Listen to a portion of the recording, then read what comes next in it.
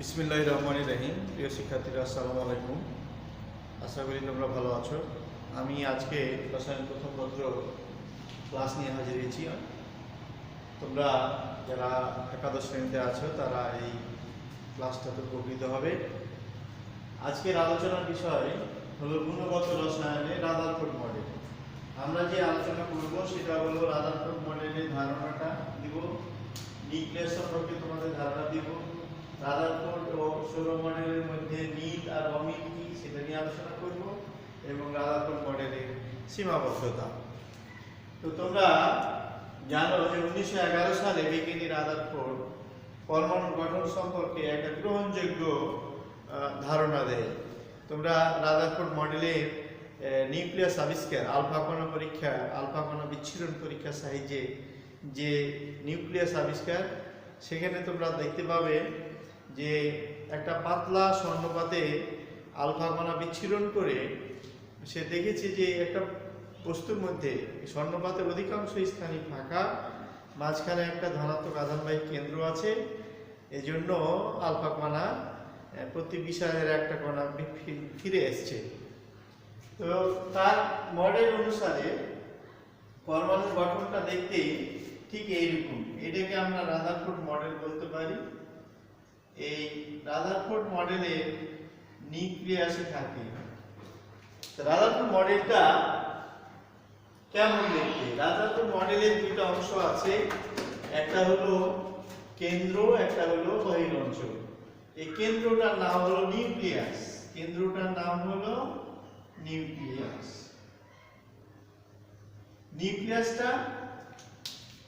নিউক্লিয়াসে থাকে প্রোটন আর নিউট্রন। তাহলে যদি জিজ্ঞেস করে নিউক্লিয়াস কি, পরমাণুর কেন্দ্রকে নিউক্লিয়াস বলে, এতে প্রোটন আর নিউট্রন থাকে। আর এই নিউক্লিয়াসের চারিদিকে বিভিন্ন কক্ষপথে ইলেকট্রনগুলো ঘুরছে। তো পরমাণুর গঠনটা নিউক্লিয়াস এই রাদারফোর্ডে ঠিক এইরকম ছিল। এই পরমাণুটাকে সৌরজগতের সাথে আমরা তুলনা করতে পারি। কিভাবে? সৌরজগতে যেমন সূর্য থাকে, একে কেন্দ্র করে যেমন গ্রহগুলো চারিদিকে ঘুরছে, যেমন প্রথমে ঘুরে বুধ, তারপরে শুক্র, তারপরে পৃথিবী, এভাবে ঘুরছে। ঠিক সেই রকমই নিউক্লিয়াসের চারিদিকে ইলেকট্রনগুলো ঘুরছে। এই জন্য রাদারফোর্ড মডেলটাকে সৌর মডেলও বলা হয়। এখানে আরো কিছু তথ্য আছে, তোমরা দেখবে যে নিউক্লিয়াসের আয়তনটা, আকারটা একটা পরমাণুর মোট আয়তনের তুলনায় নগণ্য। মোট আয়তনের তুলনায় নিউক্লিয়াসের আয়তনটা অত্যন্ত নগণ্য, অর্থাৎ পরমাণুর অধিকাংশ স্থানই হলো ফাঁকা। আর কি তারা রাদারফোর্ড মডেলে বলা হয়েছে যে পরমাণুর নিউক্লিয়াসটা ধনাত্মক আধানযুক্ত। কেন? এখানে প্রোটন আর নিউট্রন থাকে। প্রোটন আর নিউট্রনের মধ্যে প্রোটন হলো ধনাত্মক আধানযুক্ত আর নিউট্রন হলো নিরপেক্ষ। তাহলে সামগ্রিকভাবে নিউক্লিয়াসটা হলো ধনাত্মক আধানযুক্ত, ইলেকট্রনটা হলো ঋণাত্মক আধানযুক্ত। তো এই ইলেকট্রনের সাথে এই নিউক্লিয়াসের একটা আকর্ষণ বল কাজ করে।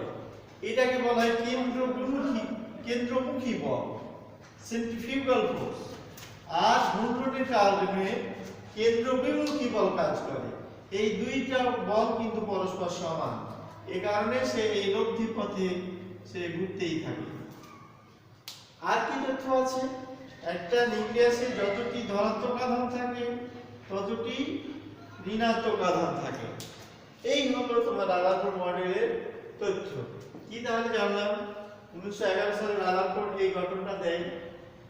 এই পরমাণুর গঠনটা দেখতে এরকম।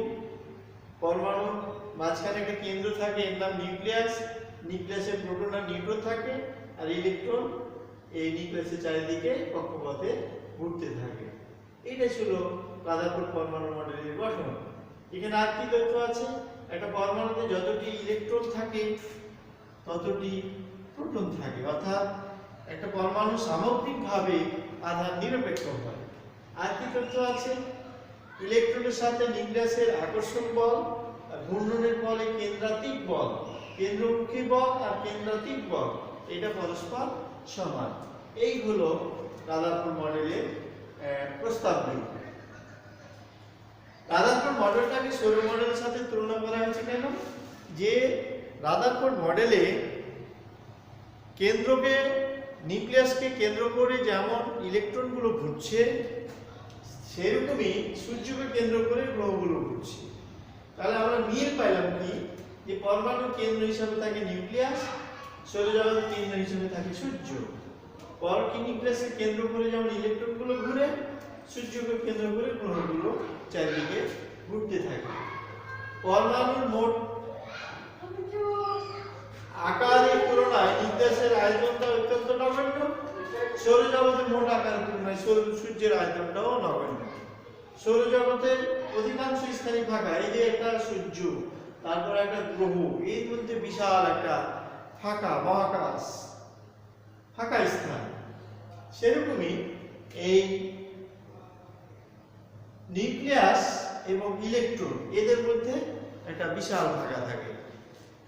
আমাদের বলা হয়েছে একটা নিউক্লিয়াসের আকারের তুলনায়, ব্যাসের তুলনায় পরমাণুর ব্যাস 10,000 থেকে 1 লাখ গুণ বড়। তাহলে কতটুকু ফাঁকা স্থান থাকে বুঝতে পারছি। অমেরটা কি বলতে পারি? অমেরটা হলো ইলেকট্রনগুলো ঋণাত্মক আধানযুক্ত, গ্রহগুলো হলো আধান নিরপেক্ষ। এটা একটা অমের। তারপরে ধনাত্মক, নিউক্লিয়াসে ধনাত্মক আধানবাহী প্রোটন আছে, আর এখানে উত্তপ্ত হাইড্রোজেন, হিলিয়াম অর্থাৎ নিরপেক্ষ বস্তু আছে সূর্যে। ফলে এটাও একটা অমিল। তারপরে আরো দেখতে পাই যে ইলেকট্রনগুলো এই একাধিক, একটা কক্ষপথে একাধিক ইলেকট্রন থাকতে পারে, কিন্তু এর কক্ষপথে একটি মাত্র গ্রহ অবস্থান করে। এগুলোকে আমরা বলতে পারি রাদারফোর্ড মডেলের ও সৌর মডেলের মধ্যে মিল আর অমিল। রাদারফোর্ড মডেল সীমাবদ্ধতাটা কি? সীমাবদ্ধতা হলো পরবর্তীতে গবেষণা করে রাদারফোর্ড মডেলের কিছু ত্রুটি ধরা পড়েছে, যেটা হয়তো রাদারফোর্ড মডেল তার গবেষণায় জানতে পারেনি। সেটা কি বলা হয় রাদারফোর্ড মডেলের লিমিটেশন বা সীমাবদ্ধতা। আর সীমাবদ্ধতাটা কি? আমি সৌর মডেলটা মিটিয়ে ফেলি। সীমাবদ্ধতাটা হলো যে ইলেকট্রন যে নিউক্লিয়াসের কেন্দ্র করে ঘুরে, তো ইলেকট্রনগুলো হলো ঋণাত্মক আধানযুক্ত, কিন্তু গ্রহগুলো হলো সৌর মডেলের সাথে তুলনা করা হয়েছে যেহেতু। তো আমি প্রথম সীমাবদ্ধতায় বলি যে সৌরজগতের গ্রহগুলো হচ্ছে তড়িৎ নিরপেক্ষ, কিন্তু ইলেকট্রনগুলো হলো ঋণাত্মক আধানযুক্ত। ফলে এইটি তুলনা করা রাদারফোর্ড মডেলের সাথে সামঞ্জস্যপূর্ণ নয়। এটা একটা ভুল বলা যায়। 2 নম্বর ভুলটা হলো ম্যাক্সওয়েলের একটা ইলেকট্রোম্যাগনেটিক থিওরি আছে যে তড়িৎচুম্বকীয় তত্ত্ব, আধানযুক্ত কোনো কণা যদি বৃত্তাকার পথে অনবরত ঘুরতে থাকে, তাহলে সে কন্টিনিউয়াসলি ঘুরতে থাকে, তাহলে সে কন্টিনিউয়াসলি শক্তি বিকিরণ করে। আধানযুক্ত কোনো কণা যদি নিউক্লিয়াস চারিদিকে ঘুরতে থাকে, তাহলে সে শক্তি বিকিরণ করবে। এই শক্তি বিকিরণ করলে তার পথটা আর নির্দিষ্ট থাকবে না, এটা কুণ্ডলী আকারে ঘুরতে ঘুরতে নিউক্লিয়াসে এসে নাই হয়ে যাবে।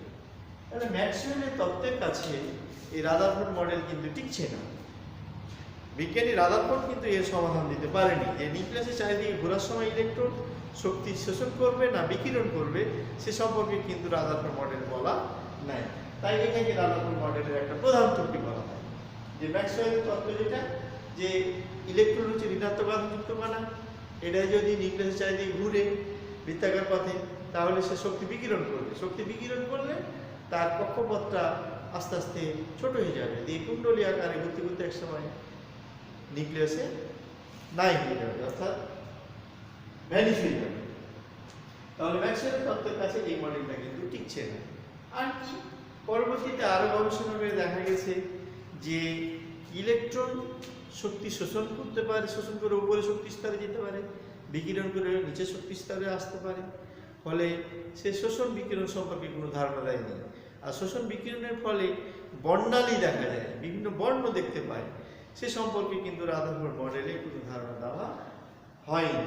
তাহলে সে বর্ণালীর ব্যাখ্যা দিতে পারেনি। আর কি ত্রুটি আছে, সেটা হলো এই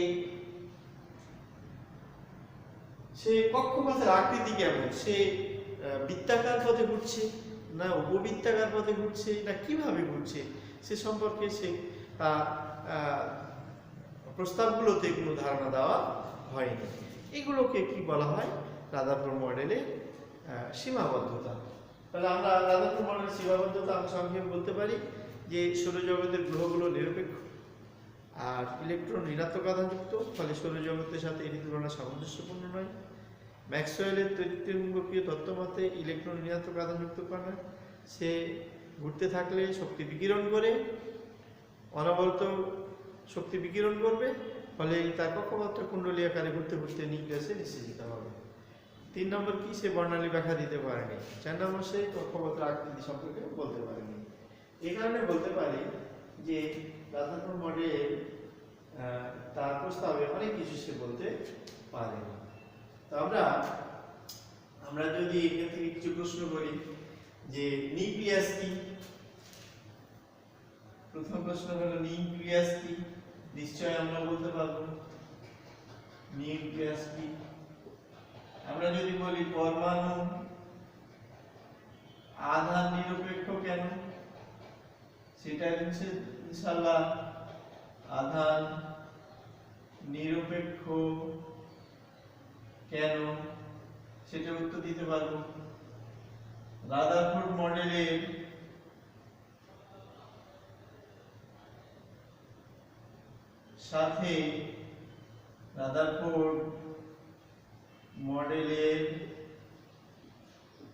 সাথে সৌর জগতে কি কি মিল ও অমিল আছে ব্যাখ্যা কর। আমরা এটা ভয়ের প্রশ্ন দিতে পারি, তোমার কাছে রাদারফোর্ড মডেল গ্রহণযোগ্য নয় কেন, ব্যাখ্যা কর। তো আজকে এই আলোচনা থেকে নিশ্চয়ই তোমরা এই উত্তরগুলো লিখতে পারবে। তো রাদারফোর্ড মডেল তোমরা পড়বে, আবার আলোচনাটা ভালো করে শুনবে, ইনশাআল্লাহ এই উত্তরগুলো তোমরা দিতে পারবে। ধন্যবাদ সবাইকে, সবাই ভালো থাকো, সুস্থ থাকো।